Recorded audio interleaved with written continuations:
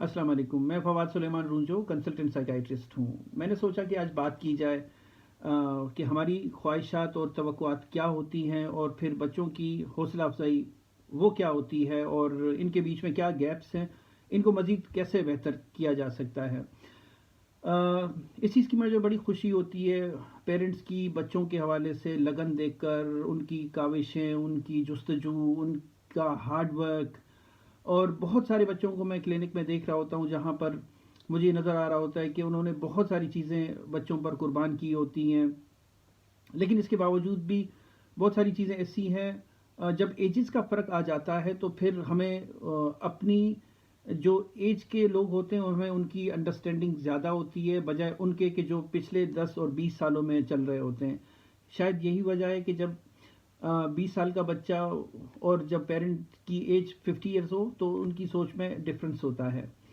तो मैं एक बात बताना चाहूँ कि ख्वाहिश या तवक्का जो है वो इंसानी नेचर का हिस्सा है और ये होना बिल्कुल एक अमूमी बात होती है, कोई नई बात नहीं है।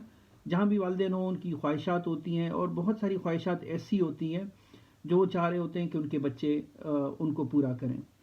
अब यहाँ पर मैं डिस्कस करना चाहूँगा कि कभी कुछ ख्वाहिशात ऐसी होती हैं कि जैसे मैंने पहले भी वीडियो में कहा था कि खुद बीनी कि देखा जाए कि हमारी ख्वाहिशात क्या हैं, लेकिन अनफॉर्चुनेटली कुछ ऐसी ख्वाहिशात होती हैं जो हमें जो हम प्रेशर में कर रहे होते हैं। अगर मेरे भाई का बच्चा है, किसी अच्छे स्कूल में पढ़ता है और अगर इतने मेरे पास पैसे नहीं हैं तो ज़रूरी नहीं है कि मैं भी किसी तरीके से कर्ज करके या ख़ुद को मुश्किल में डालकर उसको अच्छे स्कूल में पढ़ाऊँ सिर्फ सोशल कंपटीशन के लिए। नहीं, ऐसे हरगिज़ नहीं। राइट। देख लें, अगर आपकी अपनी ख्वाहिश है तो उस हिसाब से जो है इनकरेज करें बच्चों को और आप उनके साथ एक्सप्लेन कर सकते हैं कि हम ये चाहते हैं और हमारी ये तवक्कुआत हैं और ये ख्वाहिशात हैं। लेकिन कभी कभार कुछ चीज़ें ऐसी होती हैं जो शायद हमें नहीं पता होता और चूंकि मैंने पहले भी बताया था कि बच्चों का दिमाग चल ग्रो कर रहा होता है, वो इतना मेच्योर नहीं होता। दिमाग को मेच्योर होने में साइंसी तहकीक ये कहती है कि 24-25 साल की एज में जाकर ब्रेन में माइलिनेशन पूरी होती है, वो एक मेच्योर दिमाग हो जाता है। ठीक। तो अब कभी कुछ ऐसी एक्सपेक्टेशंस होती हैं पेरेंट्स की, अक्सर और बेशतर मैंने ये देखा है कि एकेडमिक की तालीमी कारकर्दगी के हवाले से पेरेंट्स की एक्सपेक्टेशंस बहुत ज़्यादा होती हैं कि खबरदार इस दफ़ा ऐसा ना हो कि तुमने बी ग्रेड ली, या इस दफ़ा फेल मत होना, नाक कटवाओगे, और बहुत सारी चीज़ें ऐसी होती हैं। तो शायद कहीं ये उस पेरेंट्स से बढ़ के हो सकता है कि उस पर माशरती प्रेशर है। तो कहने का मकसद ये है कि उन चीज़ों को एनालाइज करें जो आपको खुद समझ आ रही होती हैं। ये नहीं है कि मैं अपनी फैमिली में किसी और के बच्चे को देखकर उसको आइडियलाइज करूं और अपने बच्चे को प्रेशर दूं। हरगिज़ नहीं होना चाहिए इससे, ये उस बच्चे के साथ नाइंसाफ़ी है। एक और बात, कुछ चीज़ें ऐसी होती हैं जो ज़िंदगी में पूरी हो सकती हैं, कुछ ऐसी होती हैं जो नहीं होती। कुछ ख्वाहिशात पूरी हो सकती हैं, कुछ नहीं हो सकती। मिसाल के तौर पे मैं अगर अपनी एग्जांपल दूं कि मैं चाहता था कि मुझे फ़िलहाल प्रोफेशन मिलता, मिसाल के तौर पे, हालांकि हरगिज़ ऐसा है नहीं। अल्हम्दुलिल्लाह, I am very happy with my profession. लेकिन अगर मुझे वो चीज़, मैं जिस प्रोफेशन का सोचूं और वो मुझे नहीं हो, और कल मेरा बच्चा या मेरी बेटी बड़ी होती है और उसे मैं कहता हूँ कि तुम उसी प्रोफेशन के लिए अप्लाई करो, अब और मुझे नहीं पता कि उसका मिजाज क्या है, वो खुद क्या चाहता है या चाहती है, तो ये इसका मतलब ये हुआ उसे धकेलना।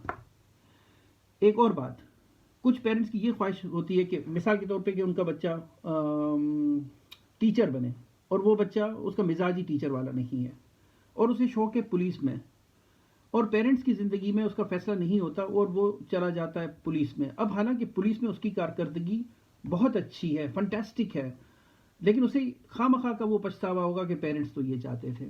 तो यहाँ पर मैं ये कहना चाहूँगा कि एनालाइज करें और देखें कि हमारे किसी भी ज़बानी लफ्ज़ से, किसी अमल से हमारे बच्चों का प्रेशर नहीं बढ़ना चाहिए, ना हम पर माशरे का ऐसा प्रेशर हो। किसी हद तक प्रेशर वो हो कि जो चीज़ें हमें समझ आएँ, जो इखलाक के तकाज़े की हों, जो डिसिप्लिन सिखाती हों, जो अदब व आदाब, जो दीनी मामलात हैं, वो चीज़ें और होती हैं। लेकिन दिखावे के लिए अगर हम कोई चीज़ करें तो इसका मतलब हम खुद पर प्रेशर बर्डन की एक बिल्डिंग तामीर कर रहे हैं और ये बिल्डिंग मरते दम तक ख़त्म नहीं होती। अपने ही हालात में हमें खुश रहना चाहिए। क्या हुआ अगर मेरे पास और कोई कमाई का ज़रिया नहीं है, एक जॉब है, मुझे शुक्र अदा करना चाहिए। तो کہنے کا مقصد یہ ہے کہ یہ چند چیزیں ہوتی ہیں، چند کمپیٹنسز ہوتے ہیں، زندگی بھر یہ چیزیں چلتی رہتی ہیں. آپ دیکھیں کہ بچے کا مزاج کیا ہے، وہ کیا چاہتا ہے اور اس کی ترجیحات کیا ہیں، اس کو پروموٹ کریں. کوئی بات نہیں، اگر کل میری بیٹی بڑی ہوتی ہے اور وہ بی گریڈ لے لیتی ہے تو کوئی مسئلہ نہیں ہے، کوئی خدا نخواستہ زندگی کا معاملہ تو نہیں ہے. یا میری فیملی میں باقی بچے اگر فرسٹ پوزیشن یا اے پلس گریڈ لیتے ہیں اور اگر اس کی پوزیشن نہیں آئی تو نو پرابلم. ہاں میں دیکھنا چاہوں گا پرابلم، مسئلہ ہے کہاں پر، پڑھائی میں کوئی دشواری تو نہیں ہے، ٹھیک ہے، یا کوئی اور اسکول میں پرابلم تو نہیں ہے، تو اسے انالائز کرنا میری رسپانسبلٹی ہے. کوئی مسئلہ نہیں، میں سب کے سامنے کہہ سکتا ہوں کہ اس نے بی گریڈ لی، کیا ہوا. میرا پہلا ایگزام تھا ایف سی پی ایس کا، پہلا جو ایگزام تھا وہ فیل ہوا تھا اور اس میں میں نے 52% لیا تھا. میں نے سب کو بتایا کوئی مسئلہ نہیں ہے، کیوں میں چھپاؤں اپنی پرسنٹیج جب میں فیل ہوا ہوں. مجھے یاد ہے میرے ایک سینئر ڈاکٹر تھے، پوچھ رہے تھے کہ آپ فیل کیوں ہوئے؟ تو میں نے کہا میری غلطی تھی، صحیح پڑھا نہیں تھا. اس نے کہا آپ نے بڑی منفرد بات کی، کوئی ایسے نہیں کہتا.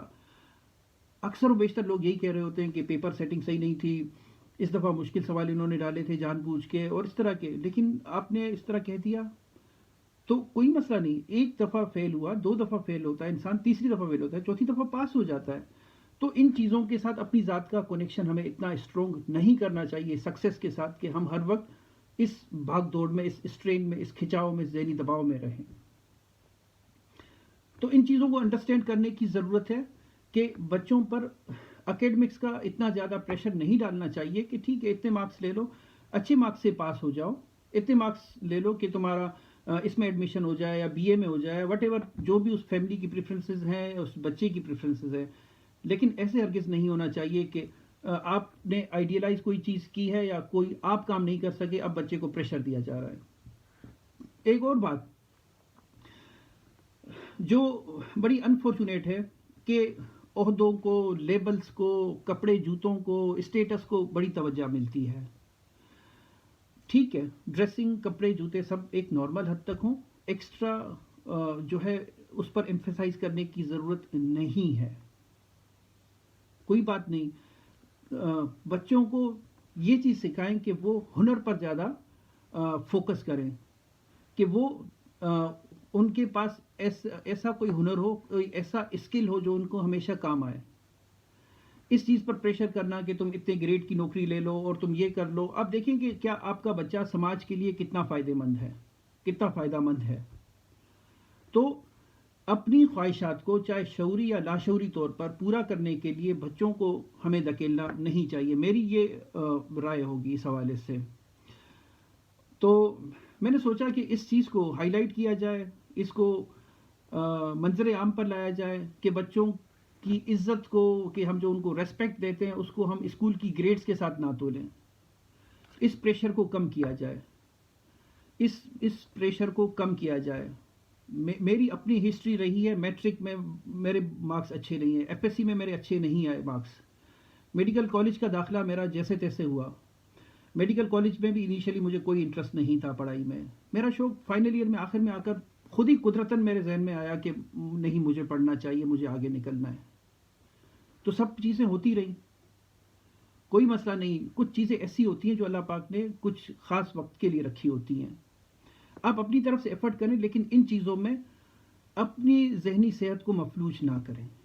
یہ میرا پیغام ہم سب کے لیے ہے، پورے پاکستان کے پیرنٹس کے لیے، پوری دنیا کے پیرنٹس کے لیے. تو میں نے سوچا اس کو ہائی لائٹ کیا جائے، آپ کی خدمت میں پیش کیا جائے.